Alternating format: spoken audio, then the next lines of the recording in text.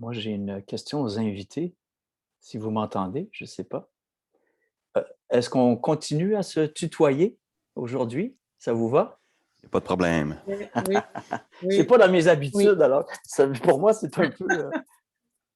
mais OK, on se tutoie alors. Super.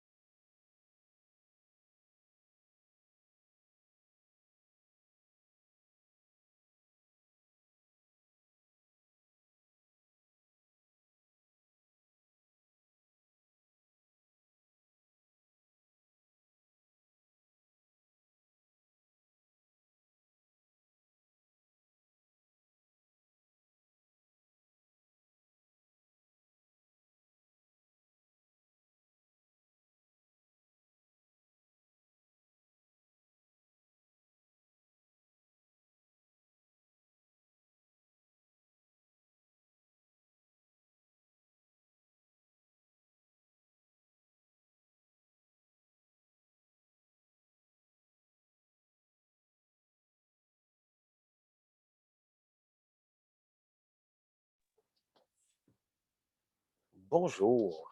Bonjour tout le monde. J'espère que vous allez bien. Euh, Mon nom est Jacques Blanchet. Je suis conseiller en développement durable à la Maison du développement durable. Bienvenue à ce nouvel événement. Merci beaucoup d'être avec nous aujourd'hui. Vous savez, la Maison du développement durable, c'est un carrefour d'échange, de réflexion et d'innovation sur le développement durable. Avec nos principaux partenaires qui sont Hydro-Québec et la Ville de Montréal, nous animons une programmation d'événements qui permet aux acteurs de changement de se rencontrer, se regrouper et collaborer afin d'amplifier leurs impacts de leurs actions, comme nous le faisons aujourd'hui avec EcoCéno. Et c'est un honneur pour nous de recevoir le premier événement organisé par EcoCéno sur l'éco-responsabilité au cœur des formations en art. Nous sommes en direct sur Zoom et également sur Facebook, sur la page Facebook de la Maison du développement durable et sur celle de EcoCéno. Sans plus attendre, je laisse la place à Anne-Catherine Lebeau, directrice générale de EcoCéno, qui va nous faire un petit mot d'introduction.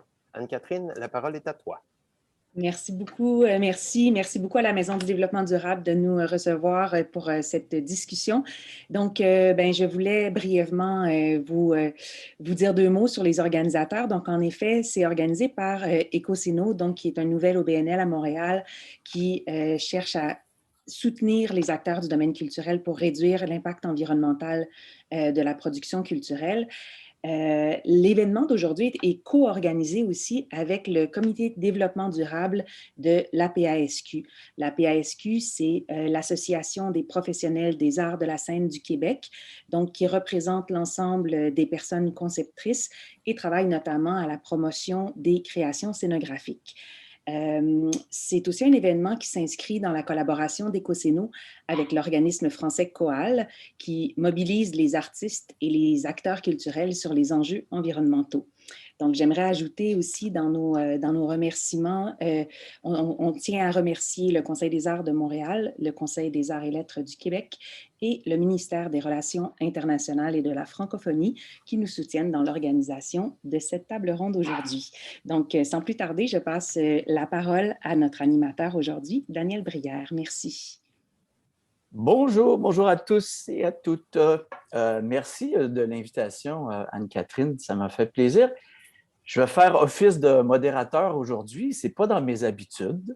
Je suis comédien, metteur en scène et co-directeur artistique donc, du Nouveau Théâtre expérimental à Montréal. Mais ceci dit, dans le contexte de la crise présente et puis dans le contexte aussi des changements et des changements qui s'opèrent dans notre milieu du théâtre, je me sentais vraiment interpellé par toute cette question autour de l'éco-responsabilité, du travail et de la récupération autour de la production des spectacles. C'est ce qui m'anime depuis déjà plusieurs années parce que je me suis rendu compte que ça fait déjà plus de 10 ans que je trouvais qu'on produisait énormément et on achetait énormément aussi, et puis que la plupart des matériaux et des costumes, soit qu'ils étaient carrément au dépotoir, ils étaient dans des containers, puis ça partait au rebut, ou soit qu'on conservait des choses sans les réutiliser dans des entrepôts. Alors,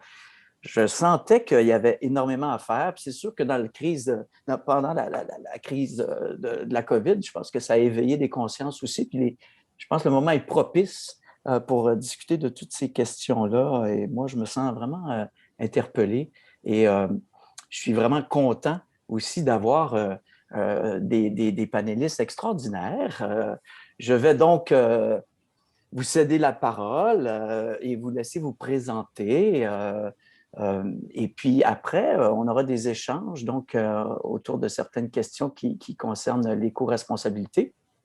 Et on pourra aussi prendre une période de questions du public si les gens ont envie de poser des questions à nos invités. Alors voilà. Donc, je ferai un petit tour de parole pour commencer. Et puis, je commencerai donc avec Annie Gérin, qui est donc la doyenne de la faculté de l'Université Concordia à Montréal. Alors, Annie, si tu veux, et je dis tu parce qu'on s'est entendu, je vais tutoyer tout le monde aujourd'hui. Alors, c'est pas dans mes habitudes, mais ça me fait plaisir. On a eu la chance de se parler déjà et puis on est rendu là. Alors, Annie. On est effectivement rendu là, Daniel. Donc, merci pour l'introduction et merci aussi évidemment à l'équipe d'EcoSéno et de la Maison du développement durable pour l'événement.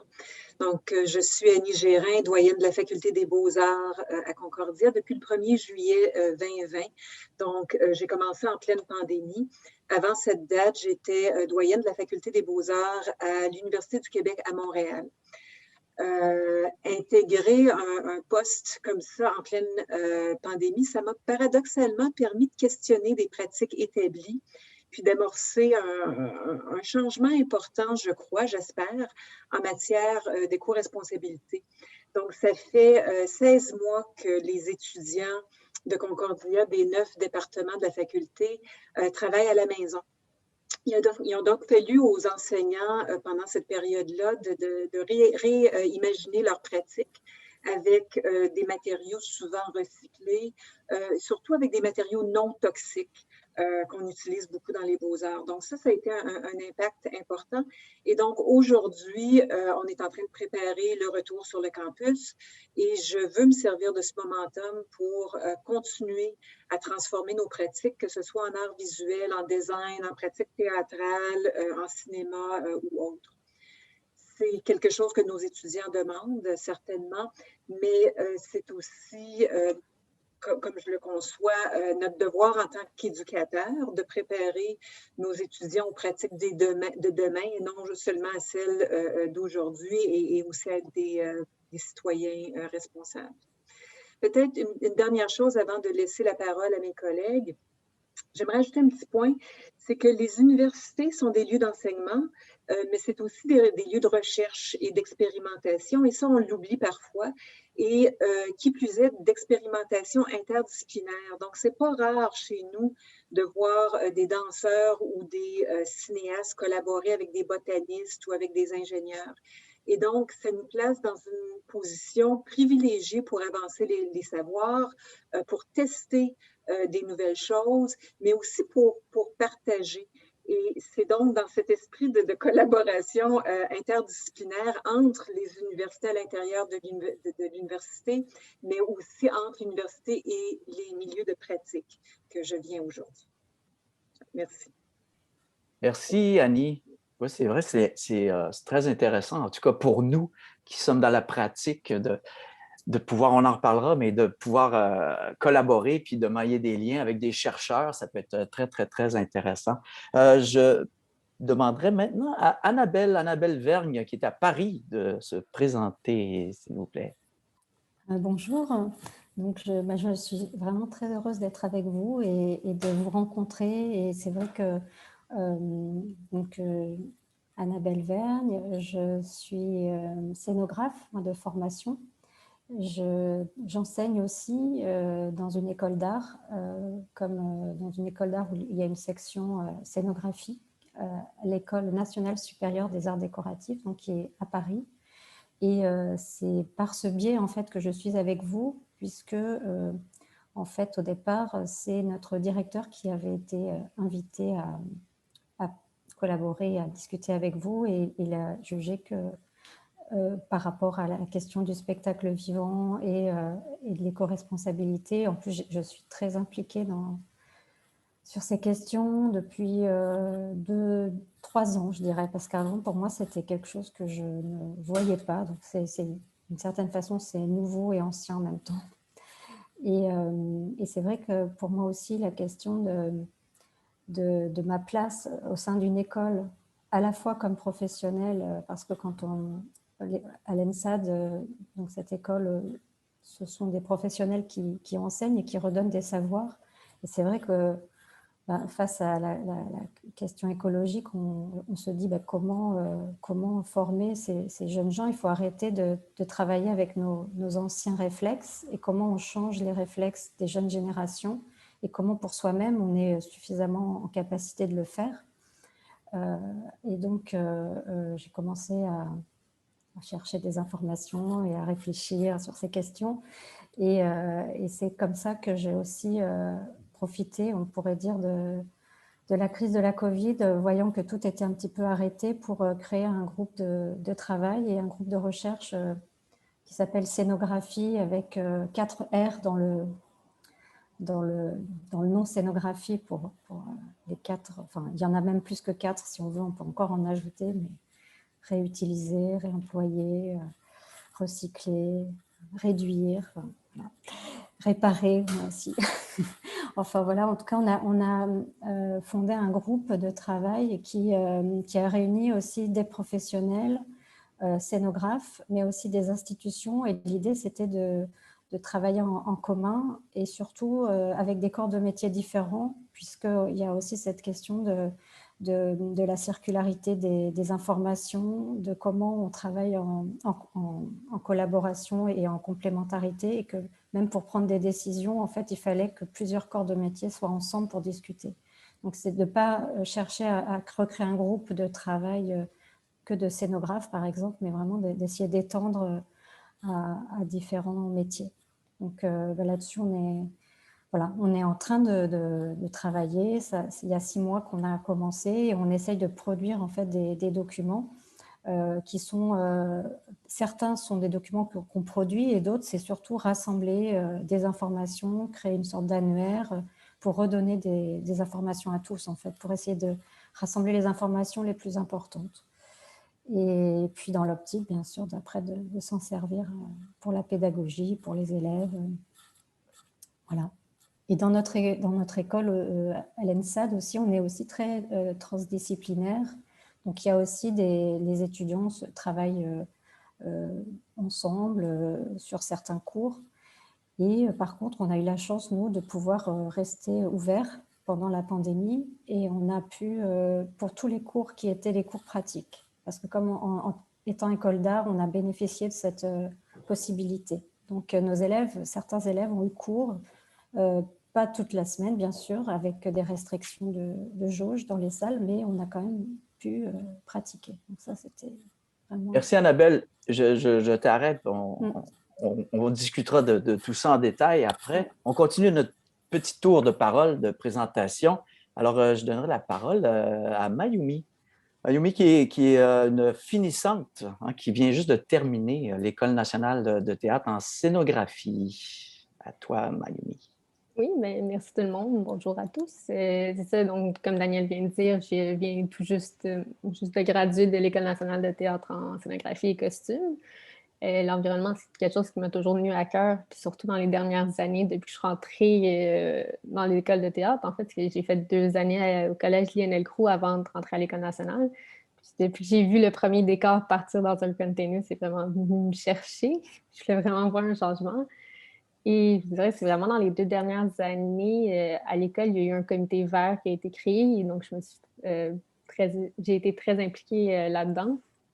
Et donc, c'est ça. Et puis, on a aussi eu un cours avec Écocéno, justement, avec Anne-Catherine, qui nous a parlé d'éco-responsabilité dans le théâtre et dans les arts. Donc, je pense eux aussi ont vu mon implication. Ils m'ont demandé de faire partie de la table ronde pour donner un petit peu un point de vue d'une étudiante d'une école de théâtre.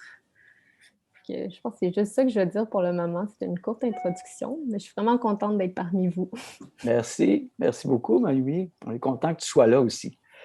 Maintenant, Hélène, qui est professeure au conservatoire, mais qui est aussi artiste, qui est aussi conceptrice de maquillage aussi à l'opéra. Bref, je te laisse te présenter, Hélène. Oui. Bonjour tout le monde. Quel plaisir de partager tous ces beaux mouvements et de les mettre en commun là, pour notre belle planète. Et merci pour l'invitation. Alors oui, c'est ça. Moi, je suis assez multidisciplinaire, formation en arts visuels. Ensuite, j'ai dérivé vers la scénographie pour l'amour du théâtre. Et maintenant, depuis 1994, j'enseigne au Conservatoire d'art dramatique de Québec, aux ateliers, pour ce qui est de réalisation d'accessoires, peinture scénique. Donc, j'ai affaire beaucoup à toucher différentes matières et matériaux. Je vous dirais que mon éveil à prendre soin puis à faire un virage, ça a été d'abord la santé. Parce que j'ai navigué dans différents ateliers dans ma vie professionnelle où il n'y avait aucun souci de se protéger contre les matières toxiques. Donc, ça a été un cheminement de, se protéger des matières toxiques et ensuite les éliminer le plus possible. Donc, ça a été mon premier contact avec, on va dire, un virage vert. Et je suis très protectrice de mes étudiants. Je les avise de tout leur pouvoir d'aller chercher, par exemple, les fiches signalétiques des produits qui doivent être disponibles chez les quincailliers pour bien se protéger ensuite. Donc, l'éveil a commencé avec la santé. Mais maintenant, puis je suis heureuse d'entendre les autres, Annabelle, Annie, qui ont intégré ça maintenant à l'école, de faire des nouvelles pratiques. Là, on est vraiment dans le recyclage de matériaux de plus en plus. Le virage, c'est facile à faire isolé dans son atelier avec son cours, mais je suis en train de mobiliser toute l'école et Ecocéno a fait une part de ce travail-là, c'est-à-dire ceux qui construisent les décors aux ateliers vont prendre aussi ce virage-là et tout le monde est content de le prendre. Alors, au moment où je vous parle, c'est en train de se faire concrètement et définitivement. J'ai été, comme les 2 derniers mois, en recherche de produits pour intégrer les matières les moins toxiques possibles aux ateliers. S'il faut, on peindra avec du blanc d'œuf. Mais je suis là-dedans, là, vraiment. Ça a été un cheminement, mais là, c'est beaucoup plus concret. Les élèves sont ravis d'embarquer là-dedans. Ils sont déjà sensibilisés plus que nous, nés dans les années 60, à cette crise écologique. Et ils ont beaucoup à nous apprendre. Et quand on leur dit qu'on prend ce virage-là, ils se lèvent les mains dans les airs et font « Hurrah! » Hurrah, oui, on est là. C'est un plaisir de partager avec vous tous. Je cède la parole. Merci, Hélène. Merci beaucoup. D'une prof du conservatoire, on passe à un prof à l'École nationale, à Lionel Groux aussi, un scénographe, donc Loïc Lacroix-Oeil. À toi la parole. Merci beaucoup. Bonjour à tous. Très content d'être avec vous aujourd'hui. Comme Daniel le disait, professeur depuis 5 ans maintenant à Lionel Groux et depuis 3 ans à l'École nationale de théâtre du Canada et toujours praticien. Donc, ce que j'aime beaucoup de cette façon de travailler-là, c'est que je suis encore en contact avec les productions, les enjeux au jour le jour de comment construire un décor. Et je vois toute la nouvelle génération monter dans les salles de classe qui nous sensibilisent beaucoup plus car ils sont beaucoup plus sensibles à l'écologie que nous, scénographes praticiens depuis déjà une dizaine d'années. Fait que ce contact-là fait en sorte que je suis à même de transformer tranquillement ma pratique au contact des jeunes. Puis ça, c'est vraiment super. Puis je pense que c'est comme ça que le mouvement va vraiment s'émanciper. C'est dans le sens que c'est vraiment les jeunes qui vont être porteurs de ce changement-là beaucoup plus vite, en fait, que nous, vieux praticiens. Voilà. Merci, Loïc. Parlant de vieux praticiens, je vais prendre la parole, mais j'ai effectivement l'impression, moi, de venir d'une autre époque, tu sais, quasiment dans l'ancien temps. J'ai l'impression que c'est l'ancien temps où on se posait, mais absolument pas de questions. Parce que, venant de la création aussi et faisant du théâtre expérimental, tout ce qui primait, c'était la liberté. Hein? C'était la liberté de penser, la liberté de création. Et il n'y avait rien qui nous arrêtait dans ça. Il y avait pas on ne calculait pas les heures, on ne cherchait pas à savoir d'où venaient les matériaux, quelles étaient les sources, quel était l'impact écologique. On ne parlait pas de ça. C'est vrai que c'est la génération c'est mes enfants, j'ai 4 enfants, c'est mes enfants qui ont commencé, moi, à la maison, à changer les choses aussi. Et puis, c'est la génération de Mayumi aussi. Je sens que eux, ils sont là, ils sont rendus. Et puis, c'est à nous à pratiquer autrement notre métier, puis à trouver, un petit peu changer nos réflexes. C'est vraiment des réflexes, puis je le vois avec les concepteurs, je le vois avec les directeurs de théâtre, avec les gens. C'est pas uniquement dans les théâtres, hein, c'est dans les musées aussi, on le sent, dans les lieux d'art, les maisons de la culture, on sent que là, il y a quelque chose qui se passe. Alors, on va y aller avec une première question, disons, et puis l'idée, c'est vous intervenez, on fait un échange. Si jamais ça s'éternise trop, ben, moi, je vous arrêterai. Mais sinon, c'est une discussion libre, ça se veut animé. Et puis, j'irai avec une première question parce qu'on parle d'enseignement. Il y a des gens qui sont de maison d'enseignement ici, mais je serais curieux de voir qu'est-ce qui est le plus urgent, disons, d'après vous, à mettre en place pour que, justement, la relève, pour que les jeunes puissent travailler dans un contexte de crise climatique. Quelle est la première chose à faire, d'après vous?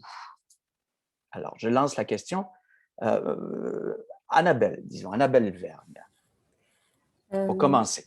Oui, c'est une très bonne question et c'est vrai que quand j'ai commencé, moi, à vouloir parler avec les étudiants de ces questions de crise écologique, la question, c'est par où on commence, en fait, qu'est-ce qu'on amorce, qu'est-ce que c'est l'amorce pour sensibiliser, même si on imagine que tout le monde est sensible, mais quand même, tout le monde a déjà des réflexes, la consommation, l'exercice de la consommation au jour le jour dans notre vie quotidienne fait qu'on est déjà habitué à pouvoir toujours acheter, produire. Enfin, ce rapport-là, il est inscrit quand même partout chez tout le monde.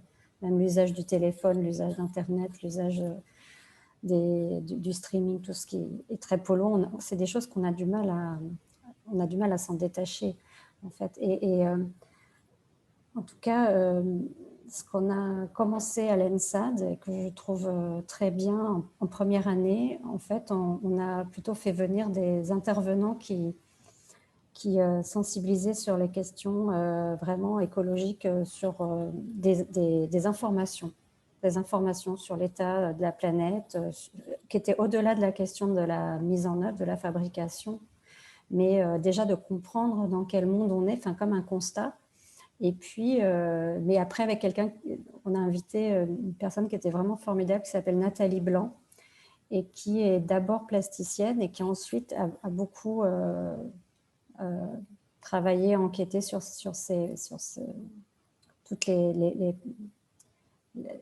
tout l'impact aussi à la fois sur la biologie, sur à tous les endroits en fait de la question écologique.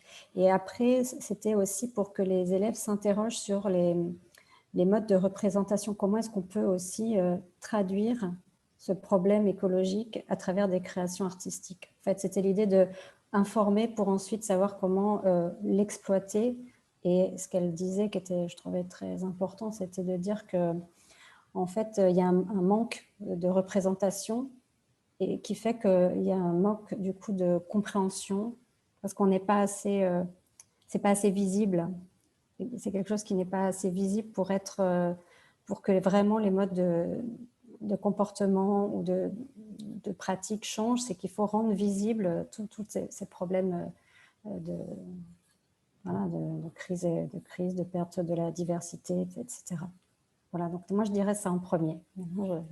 Je laisse la parole J'ai à envie, d'autres. j'ai envie de savoir ce qu'Hélène en pense, parce que c'est intéressant. Tout à l'heure, tu parlais, c'est commencé par la toxicité des produits, la santé des travailleurs. Donc, c'était comme un début aussi, mais dans l'enseignement, ça commence par quoi? C'est quoi l'urgence à mettre en place? Tu as déjà abordé un peu cette question-là. Hein? L'urgence première, ça a été d'installer une hotte dans mon local de cours. Non, c'est une blague. Mais quand même, c'est pas une blague. Pendant des années, on a connu faire des produits limites là, sans hotte.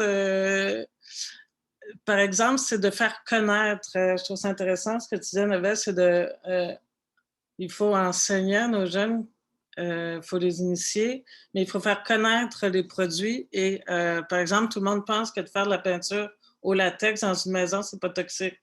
C'est faux. Donc, c'est vraiment donner l'échantillonnage de tout ce qui est toxique d'abord, hein, pour faire des choix avisés, parce que si on pense que certains éléments ne sont pas toxiques parce qu'il n'y a pas d'odeur, par exemple, on ne connaît pas vraiment ce avec quoi on travaille. C'est que moi, mon travail premier, là, ma mission là, à l'atelier avec eux, c'est de leur faire connaître les fiches signalétiques. Et ça, c'est vraiment, vraiment important pour bien se protéger, mais surtout, là, on est plus qu'à se protéger, on arrive à choisir la bonne chose pour ne pas intoxiquer l'environnement, nos proches et nos collègues autour de nous. Un autre point que j'amènerais, qu'on a commencé, une mécanique qu'on a commencé intéressante dans notre école, c'est la passation des ressources. Alors là, tout à coup, les gens m'amènent leur vieux matelas de foam au lieu d'envoyer ça, par exemple, toutes ces matières, entre guillemets, quand elles sont produites, elles sont très, très, très toxiques. Mais là, on est prêt avec. Il y en a des usagers, alors on peut les utiliser pour leur donner une seconde vie au lieu de les enfouir dans le sol. Alors, cette notion dont Ecoceno a parlé beaucoup de ressources au lieu de vidange ou de déchets. Alors là, on fait une circulation là, de ressources dans notre école. Les professeurs participent, les employés de l'atelier, les étudiants. Alors, on met en commun les ressources qu'on peut trouver chez soi. Puis comme ça, on remplit nos armoires de matériaux avec lesquels travailler sans... je travaille fort à essayer de ne pas trop acheter de neuf là, actuellement. Puis, mais en peinture, là, je fais un virage à 90 degrés, vraiment. Là, je choisis qu'on ne s'intoxique plus du tout dans mon atelier, dans notre atelier. Et c'est quand même, il faut réfléchir davantage. Il faut se prendre de bonne heure pour vraiment qu'en même temps, les éléments soient durables. J'aimerais ça être chimiste et inventer quelque chose qui ressemble au fond. Par exemple, je sais qu'il y en a qui travaillent là-dessus, qui font pousser des champignons pour pouvoir sculpter par après. Ce serait merveilleux. Mais en tout cas, là, je pense que le secret, là, ça va être de mettre en commun nos ressources, de les faire circuler et de faire circuler l'information comme Ecoceno le fait. Vraiment, dans notre école, ça a eu un impact majeur et immédiat. Tous les étudiants là, étaient enchantés de ce cours-là que le directeur a généreusement donné à toute l'école. Et là, tout le monde s'est éveillé en même temps. Je n'étais pas toute seule isolée dans mon atelier. Donc, c'est le passage d'informations généralisées et mettre en commun les ressources, créer des ressourceries et connaître ce avec quoi on travaille. Qu'est-ce qui a été créé par l'industrie? Il y a des éléments qu'il faudrait peut-être délaisser complètement. Je t'arrête, Hélène, je t'arrête parce que je vois des mains qui se sont levées. Oui. Je vois des mains qui se sont levées, puis on se garde on se garde encore des choses, on a beaucoup de choses à se dire. Donc, Annabelle, tu parlais de sensibilisation aussi, de faire déjà le constat, de commencer par ça, Puis je vois, Hélène, tu es vraiment dans la pratique comme professeur avec tes étudiants. Je sens que tu as aussi instauré ça, toi, et avec tes collègues, là. Ce n'est pas nécessairement venu des directions ou d'un programme, ou c'est pas ça. Mais Loïc, j'ai vu que tu levais la main. Alors, est-ce que Oui, tu voulais intervenir, Loïc, ben, je par voulais rapport à ça? rebondir un peu sur ce qu'Hélène mentionnait sur le partage des connaissances, le partage des produits, de ce savoir-là. C'est vraiment je pense que une des premières choses à faire, c'est de cataloguer au maximum. C'est une tâche immense, là, c'est de cataloguer les produits les plus écologiques. Mais en parallèle, je crois qu'il faut aussi se permettre de re-questionner toute la façon qu'on a de réaliser les décors, de re-questionner c'est quoi l'économie quand on conçoit un panneau, par exemple, puis de dire, ben, le plus économique monétairement, c'est de le faire le plus gros possible avec le moins de joints possible parce que ça va être plus facile plus vite à construire, plus rapide à installer. Mais écologiquement, c'est la pire chose à faire. C'est de standardiser notre façon de construire pour que ces panneaux-là, on puisse les réutiliser rapidement et non construire un immense mur qui ne peut être utilisé une seule fois parce qu'il a été conçu en fonction de ce spectacle-là et il est impossible à sortir du théâtre parce qu'il est trop gros, il a été construit sur place, par exemple. Donc, il faut re-questionner tout ça, toutes nos techniques de construction. Puis, ce qui est intéressant, c'est justement c'est dans les écoles que ça va passer parce que, comme le disait Annie tantôt, c'est vraiment là qu'il y a de la recherche, là qu'il y a du re-questionnement des techniques de construction. Et c'est par ce temps-là que les étudiantes vont avoir dans l'atelier à faire, OK, c'est quoi notre meilleure façon de réaliser ce décor-là pour qu'on puisse réutiliser au maximum, donner une deuxième vie à tous les morceaux et après ça, les mettre en réutilisation, comme Hélène le disait, là, une espèce de ressourcerie où est-ce qu'on peut passer ces panneaux-là à l'intérieur même d'une école ou tout simplement comme Éco, sinon a commencé à initier, de le passer d'un théâtre à l'autre puis de faire OK, le TNM a 20 panneaux de 10 pieds de haut, ben j'ai un décor au théâtre d'aujourd'hui, j'en ai besoin de 4, ils peuvent me les prêter. Et puis, chaque théâtre, c'est ça, c'est de re-questionner les fondements, la façon de réaliser nos décors. Puis, c'est pas de ne pas le voir comme une contrainte uniquement. Il faut le prendre comme un élément qui fait partie de la conception, au même titre que le budget est une contrainte qui fait partie de la conception, que la salle, la scène, l'espace scénique qu'on a à notre disposition est une contrainte de conception. Juste, j'ai vu qu'Annie voulait intervenir, mais juste avant, quand tu emploies le mot économie, c'est quelque chose qui revient souvent. Hein? Tout ça est économique aussi. Puis c'est un argument souvent qu'on se fait servir au moment de la création de dire oui, mais les vieux réflexes qu'on a de commander par les grands, les Amazon de ce monde, et puis de dire, mais je peux avoir tel produit, mais la moitié du prix, tu sais. Et puis là, on se rend compte que quand on commence à se renseigner sur la provenance, sur la façon dont c'est fait, et puis là, on fait comme, ah oui, mais ça ne vaut pas le coup. Et puis, mais c'est vrai qu'il y a toujours cette question économique, on pourra en revenir, là, mais moi, je pense que c'est une fausse raison, et puis c'est une très mauvaise raison parce que au fond, c'est peut-être plus de temps humain qu'on va consacrer à rechercher les bons produits, à fabriquer de la bonne façon, mais on fait travailler des concepteurs, on fait travailler des techniciens, on fait travailler des gens ici. Bref, un autre sujet. Annie, j'ai vu que tu avais levé la main concernant, c'est intéressant, le point de vue aussi de la direction, si on peut dire, de quelqu'un qui est à l'origine aussi de cette réflexion-là, Annie.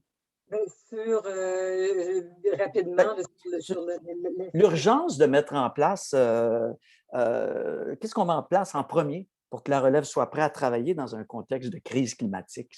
Quelle est la première chose? On a eu, Annabelle parlait de conscientisation, sensibilisation, mettre les ressources ensemble. Loïc, tu dis oui, la même chose au fond, il faut changer nos pratiques. Hélène, ça commence par les étudiants en classe, les produits, les sensibiliser aussi. C'est quoi ton rôle à toi face à tous ces départements-là? Je trouve ça intéressant quand tu parles de recherche, parce que ça, je sens que c'est important pour tout le monde autour, là, présentement. Bien, il y a plusieurs choses. En fait, je suis d'accord avec tout ce qui a été dit, puis j'ajouterais aussi mener par l'exemple. Puis je pense que Hélène, vraiment, c'est éloquent de la façon dont tu en parles. Ce que j'ajouterais, c'est que pour que ça fonctionne, du point de vue de l'administratrice, pour que ça fonctionne, il faut que tout le monde ait envie de participer. C'est impossible, de mon point de vue, de forcer un tournant éco-responsable. Les gens n'embarqueront pas. Et donc, comment est-ce qu'on fait ça? Ben, c'est en se parlant. Donc, c'est vrai qu'il faut informer les étudiants, il faut informer les professeurs, les techniciens, tout ça. Mais je pense qu'il faut aussi écouter les étudiants, les techniciens et les professeurs. J'étais contente d'entendre de la part de Mayumi qu'il y avait un comité vert où elle a eu l'occasion de participer, parce que dans ces comités-là, on apprend beaucoup de choses, même quand on pense savoir beaucoup de choses. Moi, une des choses que j'ai apprises, c'est à quel point pour la relève dans mon milieu à moi, comment la relève comprend le développement durable à la fois au point de vue environnemental et social. Et pour eux, ça fait partie de la même question. C'est quelque chose d'holiste. Donc, souvent, nos étudiants à Concordia vont nous parler de décolonisation quand ils vont nous parler de développement durable. Et donc, comment est-ce qu'on peut vraiment trouver les meilleures façons pour avoir un impact, mais aussi pour parler un langage qui est celui qui va le mieux résonner pour que les gens se sentent impliqués et aient envie d'embarquer. Pour moi, c'est la première chose. Et tout ce qui a été dit aussi. Je pourrais, à une autre question, parler plus de la recherche, peut-être.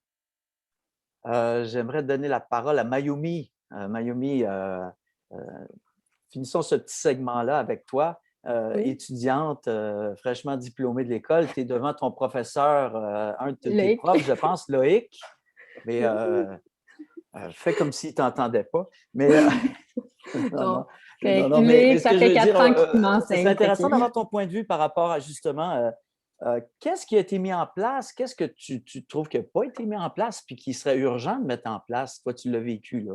Tu viens de passer 3 ans, donc, à l'École nationale? 3 ans à l'École nationale, puis plus 2 ans à Lionel Groulx. 2 ans à Lionel Groulx aussi. Alors, en fait, 5 ans d'école de théâtre. 5 ans d'école de théâtre. Et tu es de cette nouvelle génération qui est conscientisée depuis très longtemps et puis qui pratique aussi dans ta vie tous les jours, j'en suis sûre. Je fais de mon mieux. Je suis loin d'être parfaite, mais je fais de mon mieux.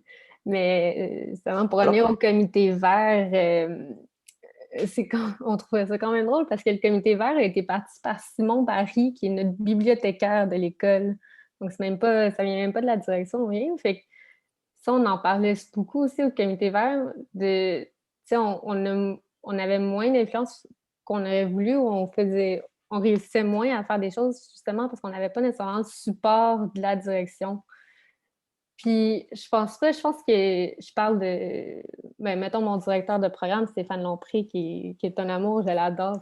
Il me dit qu'il écoutait en ce moment, donc allô Stéphane, c'était autour. Mais il est très sensible à ce que les étudiants, ce que nous on disait, puis ce qu'on voulait aussi. Mais, tu sais, pour un peu répéter ce qui a déjà été dit, mais vraiment la sensibilisation autour de tout le monde, c'est super important. Nous, on a eu un cours en première année avec Ian Garrett, qui est un professeur d'université, puis justement, c'est ce qu'il enseigne, je pense que c'est en anglais l'éco-responsabilité dans le milieu des arts. Sinon, on en a comme plus vraiment reparlé jusqu'à temps qu'on ait eu notre cours avec Écocéno au début de notre 3e année. Et je pense, d'après moi, que tout le monde devrait avoir ce cours-là, où les élèves autant que les enseignants puis l'équipe de direction, parce que, comme on a dit aussi, il faut que tout le monde soit impliqué pour que ça avance. En anglais, on dit « there's power in number », mais c'est vrai. Ça ne peut pas fonctionner s'il y a seulement une personne, si ça vient seulement d'une personne, parce que ça met premièrement beaucoup de pression sur cette personne-là, qui veut être éco-responsable, mais c'est juste que c'est impossible aussi, là, c'est tellement de job. On entend souvent dans les écoles de théâtre qu'en théâtre, on manque du temps et de l'argent, mais dans ce cas-ci, c'est beaucoup de temps. Puis surtout, je viens de vivre, c'est ça, 3 ans à l'École nationale, qui comme tous les écoles de théâtre, c'est des programmes qui sont vraiment intenses, puis on fait beaucoup de choses, on apprend beaucoup de choses aussi, mais on n'a pas nécessairement le temps, en ce moment, d'essayer de faire tout le plus éco-responsable possible. C'est pas qu'on veut pas, mais c'est juste que notre horaire ne le permet pas souvent avec les cours.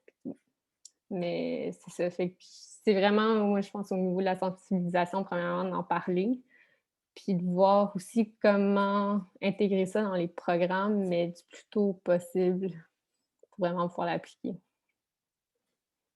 Commencer dès le début de la formation, hein, si je comprends bien. C'est pas d'attendre. Ouais. Ça ne doit pas se passer en deuxième année ou avant la sortie, que ce soit anecdotique presque. Ouais, c'est Ça doit faire partie dès le début de la formation.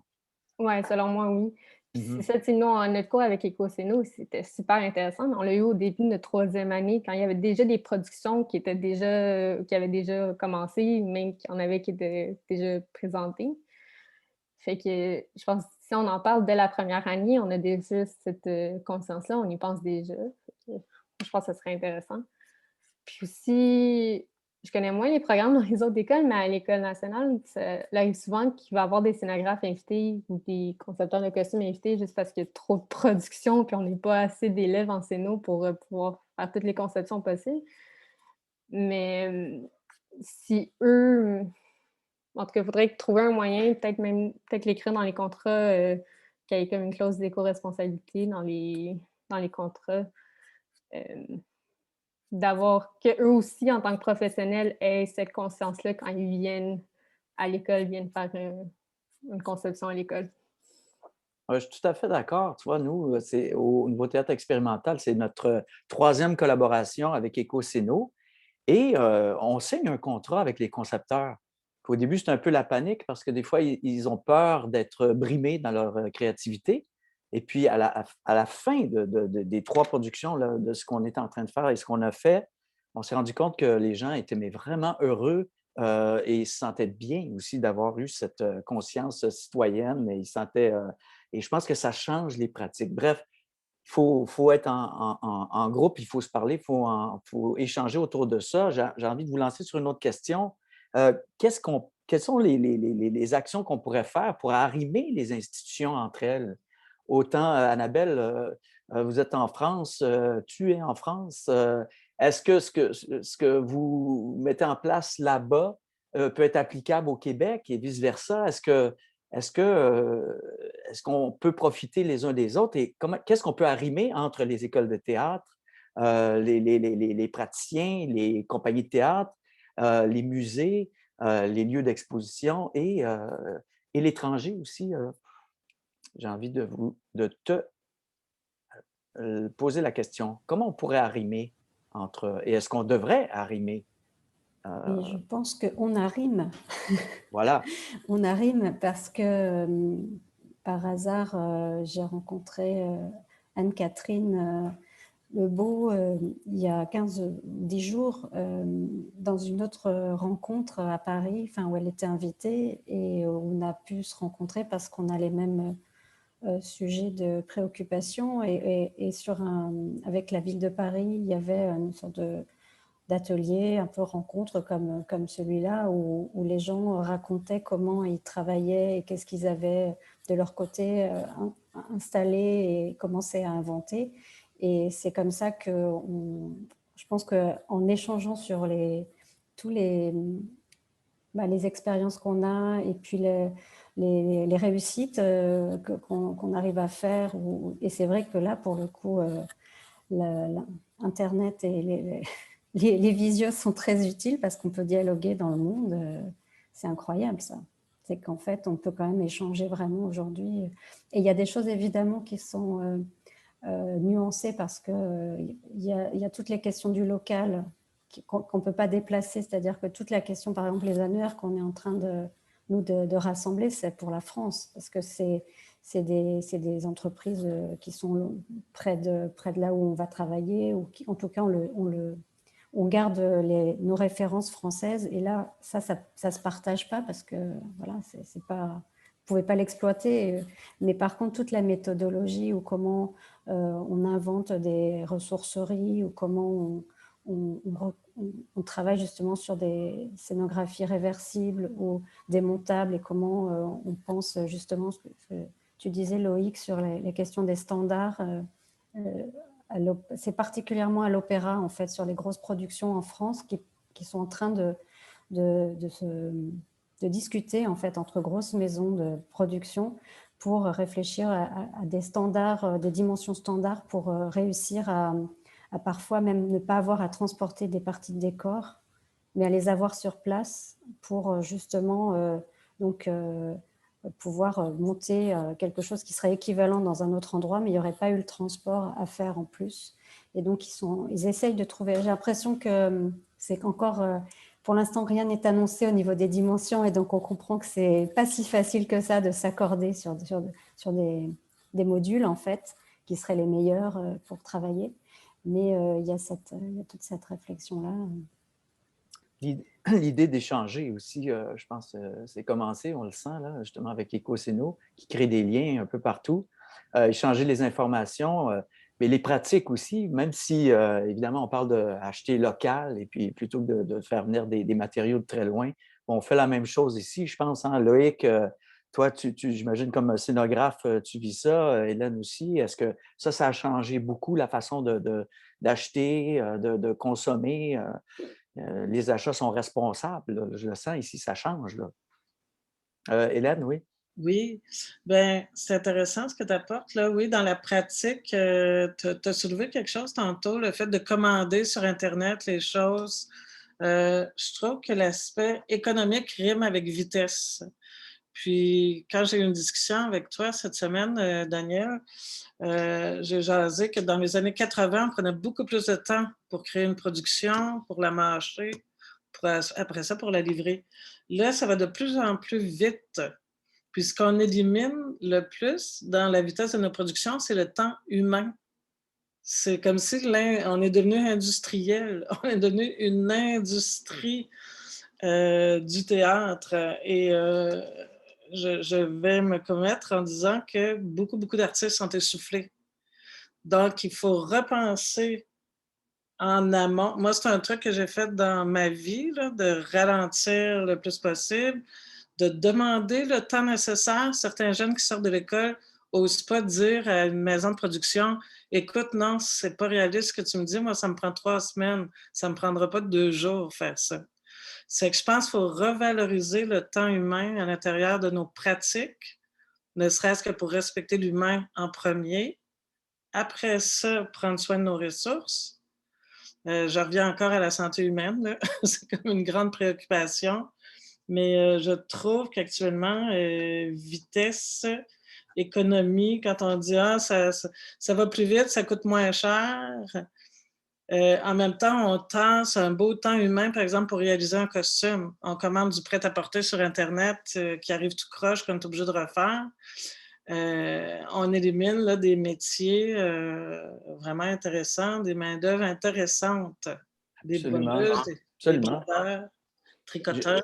Je t'arrête, Hélène, mais c'est vrai, hein, le rythme de production est freiné. On consomme des spectacles. Hein, c'est un bien de consommation, puis ça nous oblige à produire, puis à consommer même En tout cas, les humains en souffrent beaucoup, je le vois. Là, puis je crains pour les années à venir aussi, parce qu'il y a beaucoup de gens qui quittent le métier parce qu'ils ne peuvent pas tenir le rythme. Annie, tu avais quelque chose tu voulais ajouter quelque chose, je crois. Oui, je voulais rebondir un petit peu sur ce qu'Hélène disait, parce que je pense que ce qu'elle dit est très, très, très important. Puis ça touche un peu ce à quoi je pointais là, comme préoccupation de mes étudiants, de voir le développement durable au point de vue environnemental et social comme étant complètement lié. Puis je pense que c'est peut-être un danger qu'on a parfois quand on essaye de vraiment focusser sur les pratiques éco-responsables ou sur le développement durable, c'est de voir ça comme étant un projet parmi d'autres. Hein? Donc, on fait de la recherche, on fait du développement durable, on travaille sur l'équité, mais de façon séparée. C'est peut-être pas, à mon avis, c'est peut-être pas la meilleure façon. J'ai l'impression qu'il faut que l'éco-responsabilité ou le développement durable, ça soit une préoccupation qui est transversale à tout ce qu'on fait. Donc, à chaque fois qu'on a une rencontre, à chaque fois qu'on avance un projet, il faut que ça soit là, au même titre que l'équité. Il faut toujours que ça soit là. J'essaie de le pratiquer de façon très imparfaite, mais ce que j'essaie de faire, c'est que quand je rencontre des directeurs de musées, d'orchestres, de troupes ou en tout cas, tous mes partenaires, des développeurs immobiliers, parfois, on parle de ce dont on a à parler. Puis je leur dis toujours, oui, et le développement durable ou l'éco-responsabilité, comment est-ce que ça s'inscrit dans le projet qu'on travaille? Puis on s'est rendu compte que ça génère des nouvelles idées ou des nouvelles façons d'approcher le projet à la base, même si ce n'était pas quelque chose qu'on aurait nécessairement mis dans l'enveloppe éco-responsabilité au départ. Donc, c'est peut-être une façon aussi de repenser tous nos processus et pas seulement d'avoir des targets éco-responsables. Très juste que ça devienne un réflexe, presque que ce soit là et que ça fasse partie de toutes les sphères de création, tout ça. Mais on voit qu'il y a des actions aussi en France, en tout cas à l'École supérieure des arts décoratifs de Paris. Les étudiants ont même initié, puis je pense, Annabelle, toi, tu es à l'origine de ça aussi. Il y a un manifeste même. J'ai signé votre manifeste, mais j'ai vu qu'il y a des actions aussi très concrètes. Est-ce que je relance la question aussi par rapport au manifeste, par rapport aux actions très concrètes? Je pense que ça passe aussi par des contrats au début. Parce qu'on est habitué de ça aussi, il faut un peu se faire des contrats, que ce soit officiel ou pas, presque moral, mais qu'on valorise ces pratiques-là. Toutes les façons sont bonnes. Mayumi, je veux t'entendre aussi par rapport à ça, par rapport à le comité, aussi tu parlais du comité, mais tout ça, comment tu entrevois ça? Toi, tu vas débuter dans le métier, là. Alors, comment tu vas transposer ça maintenant dans ta vie professionnelle? C'est une bonne Concrètement. question. Oui. Bien, justement, parlant de contrat puis tout ça, ouais. En tout cas, parlant du comité, c'est sûr que, comme j'ai dit avant, on parlait beaucoup, on a eu quelques rencontres, surtout au cours de la dernière année, mais c'est vraiment ça qu'on a réalisé, c'est qu'on avait on faisait rien de concret, puis on avait de la misère à en faire justement par manque de soutien un peu de la direction. Puis bon, je comprends aussi cette année, ça a été une année assez particulière pour tout le monde. J'ai même contacté des élèves de d'autres écoles de théâtre, entre autres Concordia, puis au Conservatoire, puis à Lionel Groulx aussi. Puis c'est un peu la même réaction, la même réponse que j'ai eu de tout le monde aussi, du fait que l'éco-responsabilité a un peu pris le bord cette année. Parce que ça tombait, c'était moins la priorité, puis je comprends aussi, hein, c'est une pandémie mondiale, ça allait influencer tout le monde.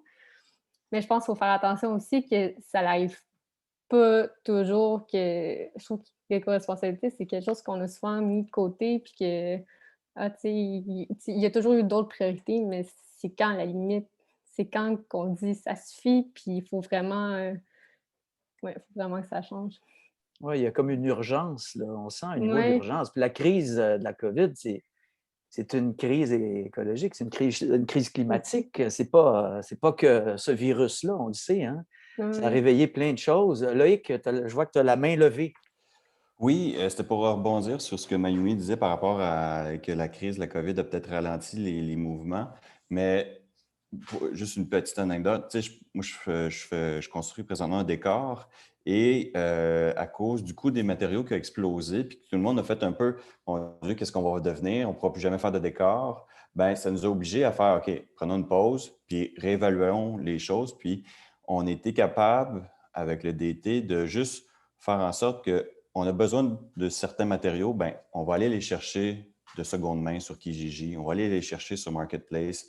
Et il a pris beaucoup de temps pour aller chercher tous les matériaux. Puis je dois dire qu'on a peut-être récupéré 85% du matériel sur Kijiji. Donc, c'est tout du seconde main. Et la seule partie qu'on a été obligé d'acheter, parce qu'une année, on n'avait pas le choix, mais c'était un peu de peinture. Puis même là, elle était de seconde main. Je n'ai pas été chercher la peinture et la bonne couleur. J'ai été chercher une couleur qui avait été pas bien mélangée. Puis je l'ai acheté directement du fournisseur, un peu de quincaillerie parce que des fois, on ne la trouvait pas sur place. Et c'est tout tout le matériel, mais c'est sûr que ça a obligé le DT à faire énormément de recherches. Moi aussi, on a fait énormément de recherches. Donc, comme quand tu parlais, Hélène, qu'il va falloir prendre le temps de faire ces productions-là, mais ça, je pense que c'est un exemple parce qu'on a été en salle pendant 1 mois et on construit petit à petit selon les trouvailles, puis selon le matériel qu'on est capable d'aller chercher. Puis, il faut se donner ce temps-là parce que sinon, on ne peut pas tout trouver en 1 semaine, puis construire le décor en atelier en 2 semaines parce qu'on a tout acheté neuf. Il faut donner plus de temps. Puis ce temps-là, il va falloir aussi l'accorder aux ateliers qui veulent faire ce changement-là et leur permettre de dire, bien, gars, moi, j'ai un projet au mois de décembre, je vais t'amener des trucs au fur et à mesure d'ici là. Peux-tu me garder un petit coin dans ton atelier pour pouvoir construire au fur et à mesure? Puis dès que c'est fini, bien, je l'amène au théâtre ou à l'entrepôt, puis on est capable de faire une espèce de circulation, mais ça va prendre du temps. Les ateliers ne sont pas habitués présentement à faire « OK, on a 1 mois pour faire ton décor ». D'habitude, eux autres, dès que les plans sont approuvés, ils partent la machine, puis en 2 semaines, tout est fait parce qu'ils partent de neuf. Mais là, il faut tout réévaluer ça et prendre le temps. Mais ça se fait. Tout ça pour dire que même en pandémie, même en situation de crise où est-ce que les matériaux augmentent, on est quand même capable d'avoir un réflexe écologique, d'avoir un réflexe de conception éco-responsable et d'y arriver quand même. Il faut juste se donner le temps puis faire les choix. C'est tout. Très juste. Puis c'est dans toute la chaîne de production, hein, parce que c'est vrai que l'atelier, ils ont l'habitude d'utiliser des matériaux neufs Oui. qui ont des tailles standards. Là, tout à coup, recevoir des choses qui ne sont pas nécessairement dans les mêmes standards, ça demande... Mais on voit qu'ils sont en train de changer. On voit que maintenant, ils font « Ah, je veux bien réutiliser, je veux bien récupérer. » Oui, ils vont prendre le temps de démonter le panneau de clôture que tu amènes parce que tu l'as trouvé. Puis, OK, on va récupérer les planches, puis on va faire un autre bac avec ça. EcoCéno est formidable pour ça. Ils nous ont appris justement à arrêter de coller, visser, réutiliser la provenance aussi. Ça, c'est très important aussi. Qui a fabriqué et où ça a été fabriqué? Oui, il faut mettre une pression. Ben oui, quand j'ai le mode de fabrication est très important aussi. Oui, Mayumi, tu allais dire quelque chose. Oui, ben c'est pour un peu, encore une fois, rebondir sur ce que Loïc disait, mais c'est sûr, ça serait vraiment cool d'avoir le temps et l'espace de réutiliser les décors. Mais ça, j'en ai déjà parlé avec Guillaume Simard, qui est le chef d'atelier de décor au Monument national. Puis l'affaire avec l'École Nat, c'est qu'il y a tellement de spectacles, parce qu'on a tous les spectacles du côté anglophone et aussi tous les spectacles du côté francophone. Fait que dès qu'ils terminent dans l'atelier de décor, ben là, ils embarquent sur la prochaine production. Fait qu'il y a une question d'espace surtout. On ne peut pas juste récupérer un décor, l'entreposer là, puis tout le défaire, puis réutiliser le bois. Mettons, ça devient un peu plus... il va y avoir un gros manque d'espace. Puis, c'est quoi l'autre affaire que je voulais dire? Ça m'échappe. En tout cas, mais oui, c'est super intéressant. Pendant que tu cherches la deuxième partie, je vois qu'il y a une main levée. Et puis, je vois qu'Anne-Catherine est là aussi, peut-être pour des questions qui viennent du public. Mais rapidement, peut-être Annabelle, avant les questions du public, si vous voulez ajouter quelque chose. Oui, en fait, je voulais raconter en fait comment à l'ENSAD, là, dans notre secteur, on travaille avec un théâtre qui est donc Théâtre de l'Aquarium, qui est un petit théâtre à Paris qui fait des résidences et des accueils. Et en fait, ils avaient un gros stock de décors, mais qui ne servait plus. Et ils sont en train de le transformer en atelier, en une ressourcerie. Et le principe qu'ils sont en train de mettre en place, qui est vraiment intéressant, c'est que quand ils accueillent des jeunes compagnies, ils leur donnent aussi de la matière. Et donc, ils ont des petits ateliers de construction associés au théâtre. Et donc, ça permet pour les compagnies de pouvoir tester des choses sur le plateau.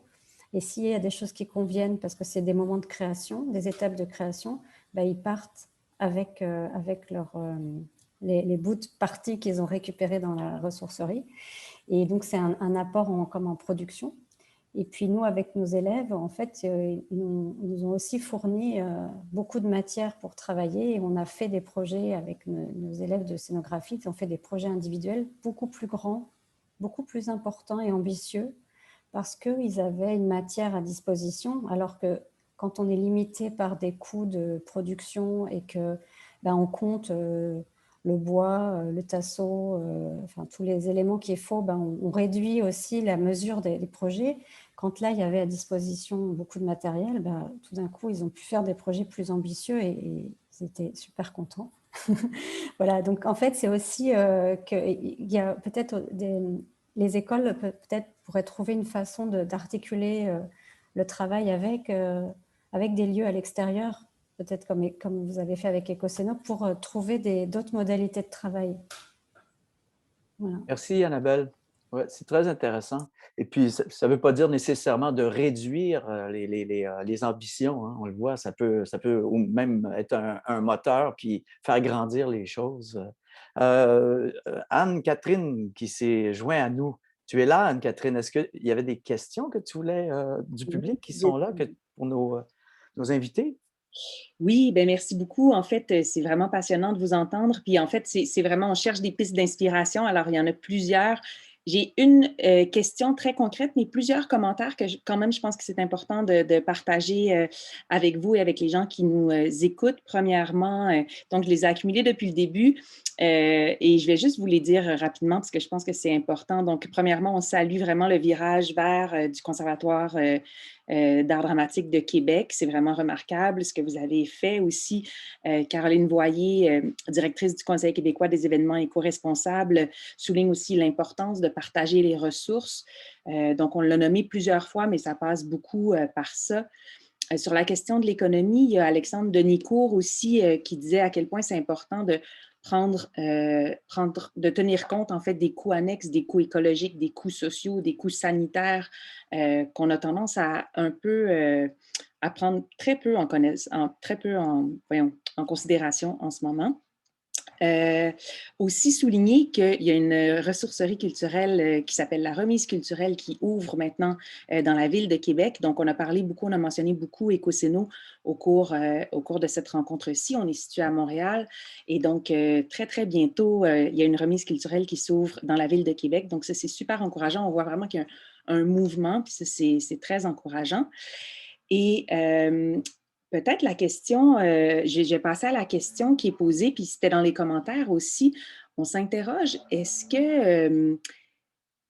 qu'on a parlé beaucoup de la question du temps? Est-ce que ça peut passer par les écoles de revoir les échéanciers qui sont imposés aux étudiants? Souvent, dans les écoles, notre expérience, c'est que les étudiants apprennent à travailler sous pression. Est-ce que ça pourrait pas passer par les écoles aussi de remettre en question nos échéanciers trop serrés? Est-ce que ce serait une piste de solution intéressante et bon, réaliste? Je pense qu'il faut qu'on change notre notion de ce qui est réaliste ou pas, mais est-ce que vous pensez que c'est possible de faire ça en ce moment? Et comment, peut-être, on peut le faire? Bon, ça, c'est ma question. Je vous laisse réfléchir 2 secondes. Juste dire aussi que vous pouvez trouver le manifeste donc, de l'École des arts décoratifs de Paris en ligne et le signer. Donc, pour atteindre la masse critique, c'est important aussi de faire entendre nos voix. Et aussi, on nous souligne l'importance des récupérathèques. Donc, il y a tout un réseau en France qui se met en place de récupérathèques. À ma connaissance, il n'y en a pas encore au Québec, mais dès qu'il y en a un, on va se greffer à eux. Alors voilà, il nous reste quelques minutes, donc c'est une grosse question que je vous laisse pour la fin, mais voilà. Alors, quelqu'un se lance, Annie? Je vais me lancer, mais vraiment de façon complètement imparfaite. Oui, ça doit passer par l'université, par les écoles, c'est sûr, mais comment? C'est ça la grosse question. On se la pose, nous autres, on n'est pas encore arrivés, puis dans tous les secteurs, c'est un petit peu différent parce qu'on veut s'assurer aussi que les étudiants aient vraiment une formation solide, donc ils mettent la main à la pâte le plus possible. Et ça crée souvent que selon les programmes, il peut y avoir 2 ou 3 productions faites dans une année, et ça, c'est beaucoup et c'est rapide. Donc, comment est-ce qu'on jongle avec ces impératifs-là de donner à tout le monde le plus d'expérience haptique possible, mais en leur apprenant aussi à comprendre leur propre rythme. Moi, c'est un challenge dont on parle beaucoup, mais auquel en ce moment, je n'ai pas de solution. Hélène, oui, j'allais dire, Hélène, est-ce que tu as une piste de solution? Tu vas devoir ouvrir ton micro. Voilà. Bien, en fait, j'entends ça depuis 20 ans au Conservatoire d'art dramatique, comment on pourrait faire pour mon Dieu, que les étudiants puissent respirer un peu plus parce que c'est tellement condensé, tellement condensé. Il a été longtemps question de faire une 4e année. Alors, les budgets suivent encore l'argent. Les budgets suivent difficilement l'idée d'une 4e année. Les locaux sont restreints. Je pense qu'il faut vraiment revoir les programmes et ce qui nous manque, ce serait de l'espace pour de la recherche, parce que des scénographes, c'est un peu des ingénieurs. Ça, ils n'ont pas de temps pour ça, c'est impossible. Il faudrait qu'ils le fassent la nuit et encore. La formation continue. Alors, pourquoi remplir ces beaux jeunes-là jusqu'à ras-bord pour qu'ils soient prêts et épuisés en sortant de l'école? Je pense que la formation continue joue un rôle intéressant à la sortie de l'école pour parfaire les passions qui sont propres à chacun, chacune. Puis ça, déjà, la PASC fait un beau travail de formation continue là, pour nos artistes de la scène. Je pense qu'il faut vraiment revoir les programmes à la base, puis il faut aménager du temps libre de recherche ou du temps pour aller plus loin dans les projets, en faire moins, mais aller prendre plus le temps de les faire. Parce que l'école, c'est la couleur du milieu après ça. Fait que c'est vrai que ça passe par l'école d'amener une espèce de ralentissement ou de souffle. Et on se questionne beaucoup là-dessus, nous aussi, puis on n'a pas toutes les solutions. Mais je pense que la formation continue est une piste de solution intéressante.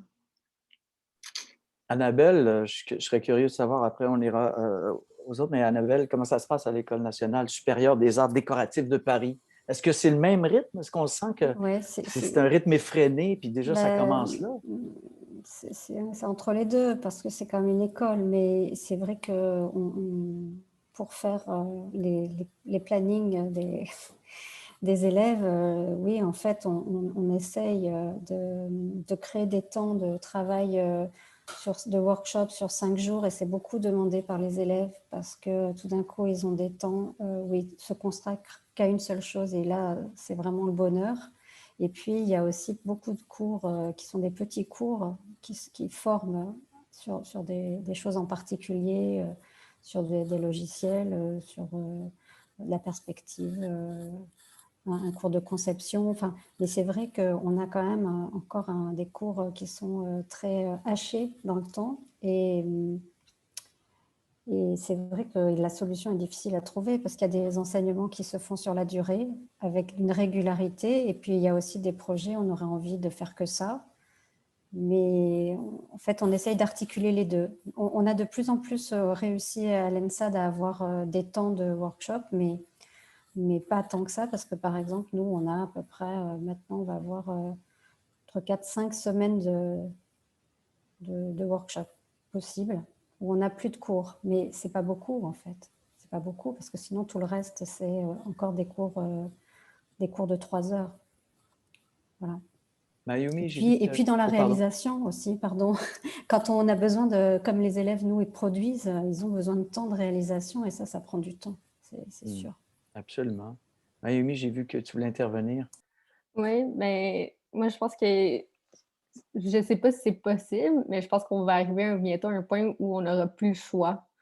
Puis surtout que j'ai l'impression que ça bouge beaucoup dans le milieu professionnel en ce moment, puis ça change beaucoup. Comme on est dedans avec Ecocéno, surtout qui a vraiment poussé, qui a vraiment commencé, partie des discussions. Puis j'ai assisté au 5 à 7 du FTA après, puis je parlais avec Pierre-Étienne Leclerc qui lui disait qu'il commençait, qu'il ressentait, qui disait que ça commençait à y mettre mal à l'aise, toutes ces conversations-là. Fait que je pense que bientôt, il va y avoir un point où le milieu va être comme plus avancé que les écoles, puis il veut pas, la relève, c'est nous là, qui va être bientôt dans le milieu, puis qui va être en retard, puis qui va pas apprendre ou plus apprendre le nouveau fonctionnement. En tout cas, je sais pas si c'était très clair, j'ai comme un peu de la misère à le formuler. Non, c'est clair. Non, ce que je comprends, c'est que le milieu, c'est aussi les praticiens dans le milieu, c'est aussi les enseignants aussi. Hein? Puis les étudiants qui sortent, ben, c'est les praticiens de demain. Alors, il y a quelque chose qui se passe. Un influence l'autre aussi. Je ne sais pas si moi, j'ai l'impression que des fois, ça va venir des jeunes dans les écoles aussi qui vont changer peut-être plus le milieu et qui vont changer peut-être plus les professeurs qui enseignent. Moi, j'ai cette impression-là. J'ai l'impression que sans vous mettre une grosse responsabilité sur les épaules, vous en avez déjà énormément. Mais Loïc, peut-être c'est presque le mot de la fin, mais toi qui es à la fois praticien et à la fois enseignant, qu'est-ce que Oui, tu penses de ce rythme-là puis de qu'est-ce qui reste à faire? c'est sûr que c'est difficile. Les programmes sont faits sur 3, 4 ans maximum, puis 4 ans, on est généreux. Puis le ministère a demandé récemment au Cégep de réduire à 3 ans leur programme.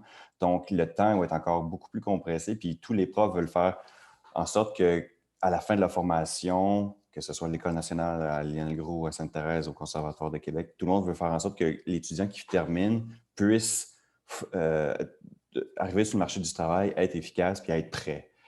Puis c'est sûr que là, on bourre, puis ça fait en sorte qu'on manque de temps, puis le temps de réflexion. Fait que moi, j'aime bien l'idée d'Hélène où est-ce qu'on trouve un espace de recherche en formation continue, un peu comme il y a plein de chercheurs dans les universités qui continuent après leur bac à faire de la recherche. Il faut voir ça un peu du même principe où est-ce que la recherche sonographique peut amener des nouvelles solutions et devient un espace parce qu'on va trouver des solutions écologiques, des solutions techniques, des solutions de conception, des solutions humaines. Puis tout ça, faut le prendre puis trouver un espace de réflexion. Une fois qu'on a bourré le crâne, il faut comme donner une soupape où est-ce qu'on on met en pratique ces nouvelles idées-là. On cherche concrètement à trouver des nouvelles solutions. Puis peut-être que cet espace-là va faire en sorte qu'il va avoir une plus grande influence sur la pratique dans le milieu professionnel, parce que là, vraiment, les productions sont collées une après l'autre. Mais là, si on a eu le temps de réflexion, bien là, on peut mettre ça en pratique concrètement dans le milieu professionnel, puis faire en sorte que les productions s'allongent. Puis l'idée, ce n'est pas d'allonger pour avoir une perte de temps, c'est vraiment prendre le temps de bien faire les choses, de bien chercher les solutions pour créer efficacement le spectacle. Mais ça, c'est un long processus, puis ça jase beaucoup. C'est tout le temps un enjeu. Là, on tombe dans l'éducation un peu plus, là, mais c'est tout le temps été un enjeu. Les finissants des programmes collégiales, ils vont tout de suite sur le marché du travail, mais est-ce qu'ils bénéficieraient d'aller plus vers une formation universitaire ou une formation complémentaire pour continuer, mettre en pratique les acquis qu'ils viennent d'avoir au collégial, puis de tomber dans l'université? À un niveau où est-ce qu'ils sont déjà, parce que pour l'instant, les formations sont un peu toutes similaires. Chaque école a sa philosophie, bien entendu, mais au bout de la ligne, on a tous appris à faire des plans, à faire de la conception, à voir la couleur, puis tout ça. Fait que toutes les écoles ont enseigné ça à leur manière, mais il faut après ça avoir un temps où est-ce qu'on a plus de réflexion sur le métier, la pratique, puis la création. Merci, Loïc. Oui, je ne sais pas si ça répond à la question. Il y a beaucoup de choses qui sont soulevées, Anne-Catherine, mais c'est une question qu'on va développer. Moi, ce que je trouve important, c'est que je sens que ça anime beaucoup les gens et qu'ils se sentent concernés de plus en plus. On voit là, autour de cette table ronde, mais les gens se sentent concernés par ces questions-là. Et moi, je le vois vraiment, mais pas que dans le théâtre. Je le vois aussi au cinéma, à la télévision aussi. C'est sur des plateaux maintenant de tournage, sur les plateaux de télévision, on le voit, ça change énormément. Puis ça va même dans le design, je pense, Annabelle, en France aussi, tout ce qui est design. Et puis, je pense que ça va même influencer la pensée et les créations et le sens qu'on va donner aux créations. Il y aura sûrement des auteurs qui vont écrire autrement aussi, qui vont être inspirés de tous ces changements-là. En tout cas, je le souhaite. Mais c'est très encourageant de voir et de vous entendre. Anne-Catherine, est-ce que tu avais autre chose à ajouter? Je vois que le temps file. Oui, ben oui, le temps file, mais un énorme merci. Je sais que tu vas avoir le mot de la fin avec les remerciements, Daniel, mais je tiens quand même à vous le dire. Il n'y a pas d'autres questions qui ont été transmises. En plus, on manque de temps, mais ça a été vraiment très, très stimulant de vous entendre. La question du temps revient beaucoup. On a même fait une table ronde sur le droit d'auteur la semaine dernière dans le cadre du Carrefour international de théâtre de Québec et on a parlé beaucoup de l'enjeu du temps. Donc, je pense qu'en ce moment, c'est vraiment une préoccupation très, très importante. Il y a une dernière question, juste une seconde. Oui, les outils de calcul carbone, en fait, il y en a de plus en plus. Ils vont être intégrés petit à petit. On ne pourra pas en faire une question complète parce qu'on manque de temps aujourd'hui, mais en fait, c'est une première rencontre qui va nous permettre de réfléchir aussi à la suite. Et je pense que c'est important d'être inspiré en ce moment de tout ce qui se fait dans les institutions. Alors, je te laisse le mot de la fin, Daniel. Merci Anne-Catherine. En tout cas, je souhaite qu'il y ait d'autres échanges comme ça. Je trouve ça vraiment très enrichissant. Puis, je pense qu'il faut poursuivre dans ce sens-là. Puis, je remercie Ecoseno puis la Maison du développement durable aussi d'avoir initié cette rencontre-là. Bien, je veux vous remercier. J'y vais dans l'ordre de mon écran. Je ne sais pas si on est dans le même ordre, mais Annie Gérin, donc doyenne de la Faculté des beaux-arts de l'Université Concordia. Merci beaucoup, c'était très intéressant. Annabelle Vergne aussi de l'École nationale supérieure des arts décoratifs de Paris. Merci. Et puis j'espère qu'on a l'impression à Paris que ça va vite. À chaque fois que moi je visite les Parisiens, j'ai l'impression que ça va encore plus vite chez vous. Je vous souhaite de ralentir et qu'après la crise passée, je nous souhaite à tout le monde de ne pas repartir en fou après cette crise de COVID, puis peut-être de prendre le temps, en tout cas de plus en plus. Mayumi Idé Bergeron, ben moi, je te souhaite une brillante carrière, puis je me souhaite de te rencontrer dans ce métier-là le plus rapidement possible, et puis qu'on puisse continuer et puis échanger sur toutes ces questions-là, puis travailler ensemble. Avec plaisir. Hélène, avec plaisir. Hélène Pearson, Conservatoire de Québec, merci. J'étais très content de faire ta connaissance, puis je trouve que tu es très intéressant et très éclairant. Alors, je t'encourage à poursuivre avec tes étudiants, ce que tu as amorcé déjà depuis longtemps. Loïc Lacroix-Hoy, donc professeur dans plusieurs écoles. Donc, toi, tu peux faire le pont entre les institutions. Moi, je te conseillerais d'en faire encore plus. Il manque Saint-Hyacinthe, il manque quelques écoles, les universités, puis tu pourras faire le pont entre toutes les écoles. Tout à fait. J'ai travaillé aussi à l'UQAM. Oui, voilà. Et puis, merci. Et puis, on se croisera dans le métier aussi. Et puis, merci en terminant aussi à la Maison du développement durable d'avoir accueilli cette discussion qui était organisée par le Comité développement durable de la PASC en collaboration avec Ecoseno et le projet COAL. Et nous tenons aussi à remercier la Fondation Jean-Paul Mousseau, le Conseil des arts de Montréal, le Conseil des arts et lettres du Québec et le ministère des Relations internationales et de l'immigration pour le volet international. Alors voilà, je pense que j'ai fait le tour. Tout le monde est remercié. Et puis, j'espère qu'on aura l'occasion de se revoir bientôt en présentiel ou en vidéoconférence. À bientôt tout le monde. Merci. Merci, au revoir. Merci, au revoir. Merci. Au revoir.